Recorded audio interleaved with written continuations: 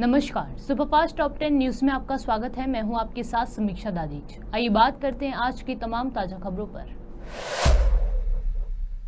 अग्निवीर मामले को लेकर विपक्षी पार्टी केंद्र की मोदी सरकार से लगातार सवाल पूछ रही है। लोकसभा में भी सोमवार को इसे लेकर काफी बहस हुई। अग्निवीर मामले को लेकर नेता प्रतिपक्ष राहुल गांधी लोकसभा में भगवान शिव की फोटो दिखाकर अपनी बात कह रहे थे, जिसके लिए स्पीकर ओम बिरला ने उन्हें कई बार टोका भी था।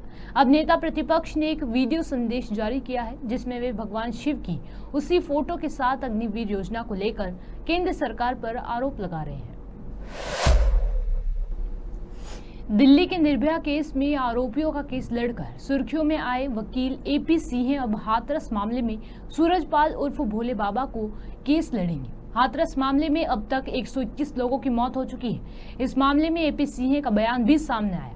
उनका कहना है कि भगदड़ से पहले ही बाबा कार्यक्रम स्थल से चले गए थे। एपी सिंह ने यह भी कहा कि जब यह हादसा हुआ तो उसके बाद हमारे स्वयंसेवक और अनुयायी ये समझाने के लिए असफल रहे कि घटना का कारण क्या था। Chief of defence staff CDS general Ali Chauhan operation Vijay के तहत टाइगर हिल और टोलोलिंग की लड़ाई के रजत जयंती स्मारक समारोह में शामिल हुए। इस दौरान उन्होंने कहा कि आज हम एक ऐतिहासिक पल में मौजूद हैं, जहां हम 25 साल पहले हमारे जवानों की तरफ से टाइगर हिल पर झंडा फहराने के सुनहरे पल को याद कर रहे हैं। आज हम एक ऐतिहासिक पल में मौजूद हैं, जब हम 25 साल पहले हमारे बहादुर जवानों द्वारा टाइगर हिल पर झंडा फहराने के सुनहरे पल को याद कर रहे हैं।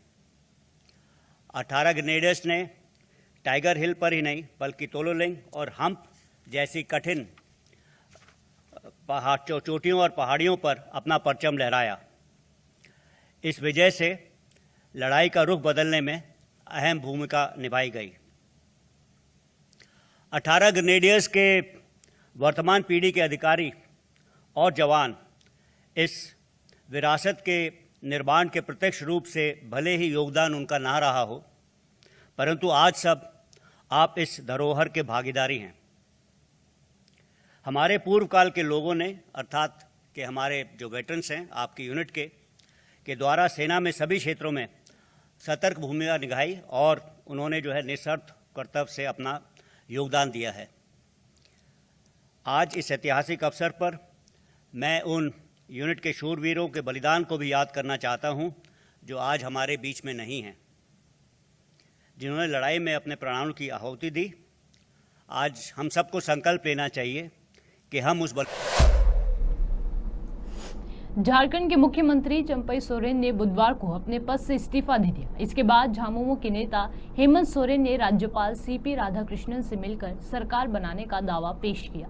इससे पहले सत्तारूढ़ गठबंधन के नेताओं और विधायकों ने चंपई सोरेन के आवास पर एक बैठक की, जिसमें सर्वसम्मति से हेमंत सोरेन को झारखंड मुक्ति मोर्चा विधायक दल का नेता चुना गया। इसी बीच एनसीपी की सांसद सुप्रिया सुले का एक अहम बयान सामने आया, जिसमें उन्होंने अरविंद केजरीवाल पर भी टिप्पणी की।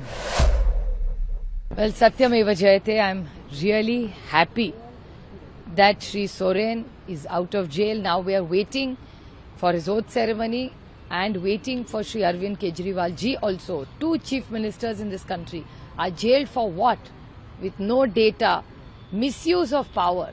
I mean, it's really sad that for selfish reasons of elections and votes, they have done so much injustice to people in this country, and especially people on such constitutional posts. Ma'am, you have been very vocal about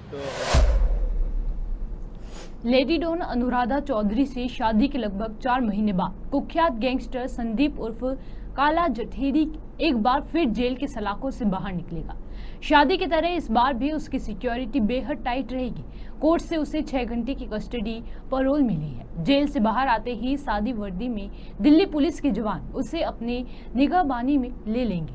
परिंदे को भी उसके पास फटकने नहीं दिया जाएगा। वहीं Delhi police के बाकी जवान नजर रखेंगे, काला जठेरी की वजह से कोई भी ऐसी घटना ना हो जिसके चलते कानून व्यवस्था बिगड़े।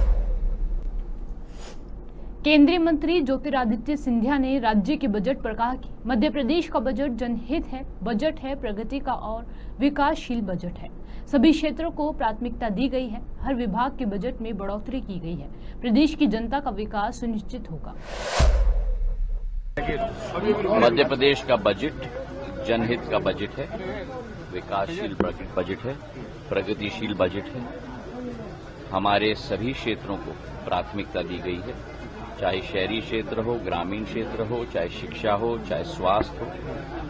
हर एक विभाग के बजट में बढ़ोतरी की गई है, चाहे नगरीय प्रशासन हो, चाहे स्वास्थ्य एवं चिकित्सा हो। और प्रदेश का 100 गुना विकास हम लोगों का संकल्प है। मुख्यमंत्री मोहन यादव जी के नेतृत्व में मैं उनको बधाई देना चाहता हूं। बहुत अच्छा एक बजट उन्होंने निकाला है और प्रदेश की जनता का विकास सुनिश्चित होगा। नौकरियों के लिए महाराज 4 लाख नौकरियों वो होगा जो औद्योगिकरण के आधार पर, नए निवेश के आधार पर नौकरियां भी उपलब्ध हो पाएंगी और पूरे मध्य प्रदेश में एक नई क्रांति कृषि एवं औद्योगिक क्षेत्र में भी जरूर आएगी।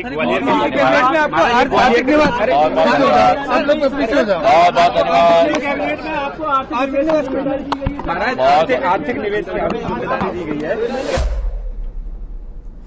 T20 विश्व कप विजेता भारतीय क्रिकेट टीम बारबाडोस में विश्व कप का खिताब जीतने के बाद गुरुवार सुबह दिल्ली पहुंची। फैंस ने इंदिरा गांधी अंतर्राष्ट्रीय हवाई अड्डे पर इकट्ठे होकर खिलाड़ियों का स्वागत किया, जिसके बाद वे सभी ITC मौर्य होटल पहुंचे। वहीं हम आपको बता दें, वर्ल्ड कप में जीत के बाद चक्रवात की वजह से खिलाड़ी बारबाडोस में ही फंस गए थे, जिसके बाद वे अब भारत पहुंचे। लखनऊ में बीते दिनों एक छात्रा पर एसिड फेंकने का मामला सामने आया था। यह हादसा तब हुआ जब छात्रा नीट की काउंसलिंग के लिए अपने भाई के साथ जा रही थी। लड़की और उसके भाई के ऊपर अभिषेक वर्मा नाम के लड़के ने एसिड से हमला कर दिया था, जिसके बाद पुलिस ने देर रात एनकाउंटर में आरोपी अभिषेक वर्मा को गिरफ्तार कर लिया है। कजाकिस्तान की राजधानी अस्ताना में संघाई सहयोग संगठन यानी कि SCO समिट का आयोजन हो रहा है। इस दौरान विदेश मंत्री S जयशंकर ने चीन के अपने समकक्ष वांग यी से मुलाकात की।